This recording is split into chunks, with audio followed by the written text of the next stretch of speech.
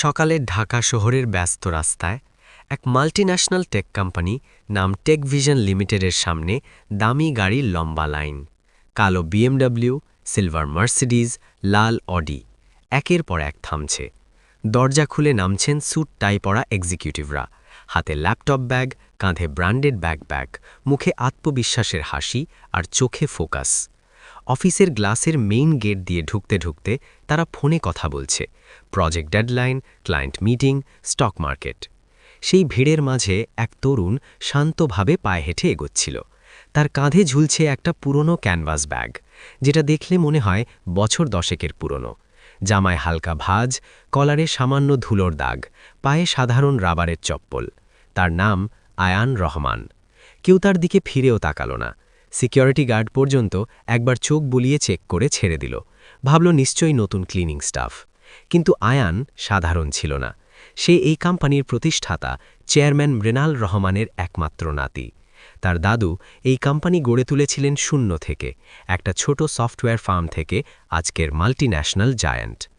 আয়ান বিদেশ থেকে হার্ভার্ডে business administration আর Stanford থেকে টেক ম্যানেজমেন্টে ডাবল মাস্টার্স করে সম্প্রতি দেশে ফিরেছে। কিন্তু সে চায়নি যে সবাই জেনে তার পা চাটতে শুরু করুক। সে সিদ্ধান্ত নিয়েছে পরিচয় গোপন রেখে প্রথমে দেখবে কোম্পানিটা আসলে কেমন চলছে। তার দাদু অসুস্থ হয়ে হাসপাতালে, আর আয়ান জানে শীঘ্রই তাকে দায়িত্ব নিতে হবে। তাই প্রশ্ন, কে সত্যি কাজ করে, কে চাটুকারিতা করে পদোন্নতি পায়, কে অহংকারে মানুষকে পায়ে মারায়, কে সৎ থেকেও দমনের শিকার। তাই সে একজন সাধারণ ক্লিনিং স্টাফের ছদ্মবেশে ঢুকে পড়ল, হাতে ঝাড়ু আর মপ। কোমর একটু ঝুঁকে মাথা নিচু করে অফিসের ভেতরে প্রবেশ করল। লবিতে পা রাখতেই দ্রুত হাই হিলের শব্দ। এক মহিলা তার দিকে এগিয়ে আসছেন, নাদিয়া আহমদ, কোম্পানির সিনিয়র প্রজেক্ট ম্যানেজার। বয়স 40-এর কোঠায়, স্টাইলিশ ব্লেজার, স্কার্ট, চোখে ডিজাইনার সানগ্লাস। কড়া স্বভাবের জন্য পুরো ফ্লোরে কুখ্যাত। অধস্তদের উপর নজর রাখেন, একটা ভুলে চাকরি যেতে পারে। আয়ানকে দেখে তার ভ্রু কুঁচকে গেল। ওপর থেকে নিচ পর্যন্ত একবার স্ক্যান করে কঠিন গলায় বললেন, এখানে কি করছো?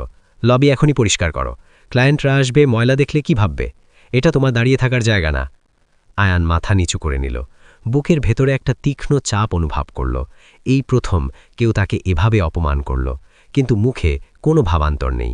চুপচাপ ঝাড়ু নিয়ে এক কোণে সরে গেল। যাওয়ার আগে নাদিয়া ব্যাঙের সুরে বললেন, পুরনো ক্লিনারদের মতো আলসেমি করো না, কাজ না শিখলে বেশি দিন টিকবে না এখানে। আশেপাশে দাঁড়িয়ে থাকা কয়েকজন জুনিয়র এক্সিকিউটিভ মুচকি হাসল। একজন ফাইলের আড়ালে মুখ লুকালো, আরেকজন চোখ টিপে সহকর্মীকে দেখালো।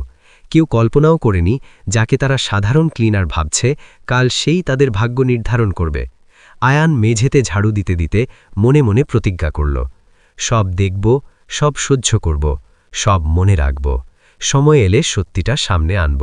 দুপুরের ক্যান্টিনে ভিড়, উচ্চস্বরে হাসি ঠাট্টা, কফির মগ হাতে গল্প। কেউ ল্যাপটপ খুলে প্রেজেন্টেশন দেখাচ্ছে। আয়ান চুপচাপ এক কোণে মেঝে মুছছে। হঠাৎ একজন জুনিয়র ডেভেলপার মেয়ে বলে উঠল, আরে দেখো, নতুন ক্লিনারটা একদম গ্রাম্য লাগছে, মনে হয় কম্পিউটার দেখেনি জীবনে। লিফটের বাটনও ঠিকমতো টিপতে পারবে কিনা সন্দেহ। পাশের টেবিল থেকে আরেকজন হেসে বলল, কালকে যেন আমাদের সঙ্গে ক্যান্টিনে বসে না, ওর জায়গা তো আলাদা, ময়লার কোণ। আরেকজন যোগ করল, হ্যাঁ, আর ওর ব্যাগটা দেখেছ, মনে হয় বাজার থেকে কেনা, এখানে তো ব্র্যান্ডেড ছাড়া চলে না। হাসির শব্দ চারদিকে ছড়িয়ে পড়ল। কেউ কেউ চাপা হাসি দিল, কেউ মোবাইলে মুখ লুকালো। আয়ান মাথা তুলল না, ঠোঁটে একটা নীরব হাসি। সে সবার মুখ, সবার নাম মনে গেঁথে নিচ্ছিল। এই মুহূর্তগুলোই আসল পরীক্ষা। সন্ধ্যায় অফিসের বাইরে নাদিয়াকে দেখল দামি বিএমডব্লিউতে উঠতে। ফোনে বলছেন, হ্যাঁ ডার্লিং, আজ কোনো সাধারণ জায়গায় না, 5 স্টার রেস্টুরেন্টেই নিয়ে যাবে, আর আমার জন্য নতুন ড্রেস কিনে রেখো। সিকিউরিটি গার্ড দরজা খুলে দিল, স্যালিউট করল। আয়ান দূর থেকে দেখল, মনে মনে ভাবল, এই অহংকার, এই দাম্ভিকতা বেশি দিন থাকবে না। ক্ষমতা মানুষকে অন্ধ করে। দিনগুলো যেতে লাগল। আয়ানের পরিচয় হল রহিম চাচার সঙ্গে। ৪৫ বছর ধরে কোম্পানিতে ক্লিনিং স্টাফ। বয়স ৬০-এর কাছাকাছি, চেহারায় ক্লান্তি, কিন্তু চোখে সততার আলো। সহজ সরল, কম কথা বলেন, কিন্তু কাজে কখনো ফাঁকি নেই। সবাই তাকে নিয়ে মজা করে। বুড়ো, ধীরগতির, পোশাক পুরনো, জুতো ছেঁড়া। কেউ বলে বুড়ো রহিম, কেউ কটাক্ষ করে চাচা রিটায়ার করো না। কিন্তু রহিম চাচা কখনো উত্তর দিতেন না, হাসি মুখে কাজ করে যেতেন। একদিন ব্রেক টাইমে আয়ান জিজ্ঞেস করল, চাচা এত অপমান সহ্য করেন কি করে?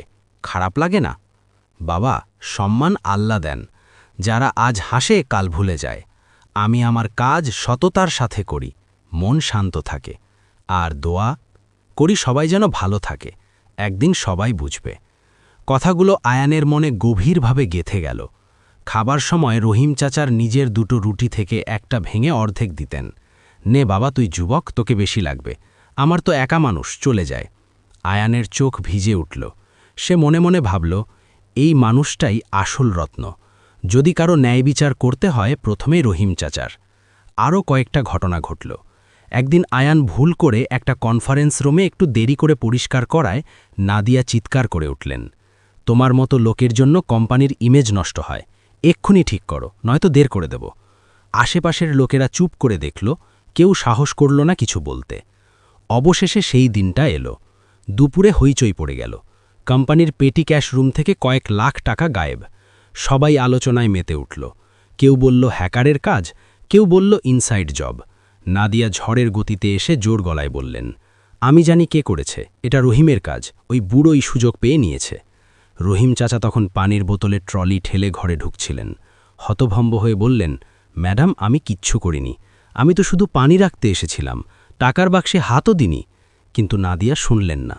সবার সামনে তিরস্কার করলেন, তোমাদের মতো লোকেরাই কোম্পানির বদনাম করে। সবাই চুপ করে রইল। নাদিয়ার সঙ্গে বোর্ড মেম্বারদের লিঙ্ক আছে বলে কেউ মুখ খুলল না।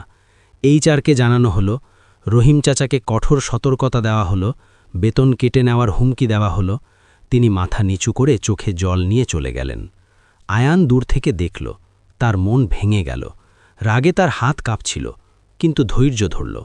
রাতে অফিস খালি হলে আয়ান সিকিউরিটি রুমে গিয়ে সিসিটিভি ফুটেজ চেক করল। স্পষ্ট দেখা গেল, রহিম চাচা শুধু পানির বোতল রেখে চলে গিয়েছিলেন, ক্যাশ বাক্স স্পর্শও করেননি। আসল চোর অন্য কেউ। আয়ান ফুটেজ কপি করে রাখল। মনে মনে বলল, এই অবিচার আর বেশি দিন চলবে না, সময় এসেছে। পরের দিন সকালে অফিসের মেম গেটে একটা কালো লাক্সারি মার্সিডিস এস ক্লাস থামল।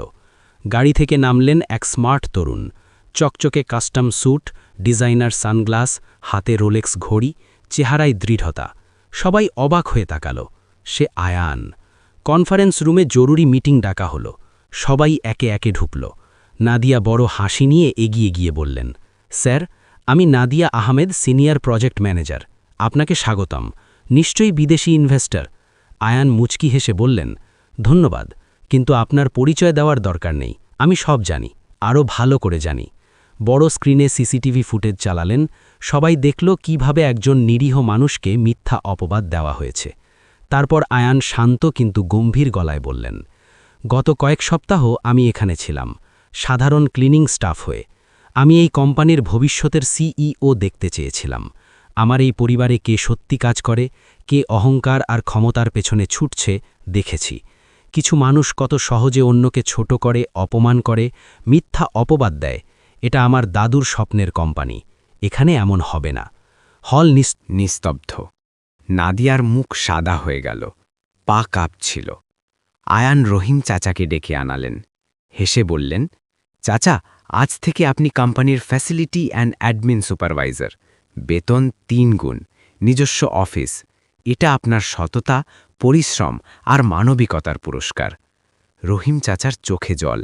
তিনি কাঁপা গলায় বললেন, বাবা, এটা আমি কিছু বলতে পারলেন না, শুধু আয়ানের হাত ধরে কাঁদতে লাগলেন। আয়ান সবাইকে বললেন, যাদের মানবিকতা আর সততার অভাব, তাদের জন্য এখানে জায়গা নেই। কয়েকজনকে আমি চিহ্নিত করেছি, আপনি এই মুহূর্তে চাকরি থেকে বরখাস্ত। নাদিয়াকে তাৎক্ষণিকভাবে চাকরি থেকে বরখাস্ত করার পরে আয়ান তাকে একান্তে ডেকে বললেন, জীবন এখানেই শেষ নয়। অহংকার সাময়িক সম্মান দেয়, কিন্তু শেষে সব কেড়ে নয়। আপনি ভালো কাজ করতে পারেন। এই কার্ডে একটি লিডারশিপ অ্যান্ড ইথিক্স ট্রেনিং প্রোগ্রামের ঠিকানা, চাইলে যোগ দিতে পারেন। আমি ফান্ড করব। নতুন করে শুরু করার সুযোগ আছে। নাদিয়া মাথা নিচু করে চোখে জল নিয়ে চলে গেলেন। পরের দিন থেকে কোম্পানি বদলে গেল। সবাই কাঁধে কাঁধ মিলিয়ে কাজ করতে লাগল। জুনিয়র সিনিয়রের ভেদাভেদ কমল। রহিম চাচা নতুন পোশাকে অফিসে ঢুকলে সবাই সম্মান করতে লাগল। সবাই বুঝতে পারল মানুষের আসল পরিচয় পদ, অর্থ বা পোশাক দিয়ে হয় না, চরিত্র, সততা আর মানবিকতা দিয়ে হয়। বন্ধুরা, গল্পটা এখানেই শেষ।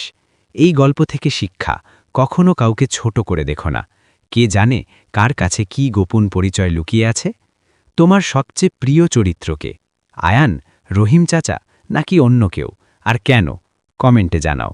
গল্প ভালো লাগলে, ভিডিওটি ভালো লাগলে লাইক, শেয়ার আর আমাদের মামুন স্টোরিজ অনি চ্যানেলটি সাবস্ক্রাইব করতে ভুলো না।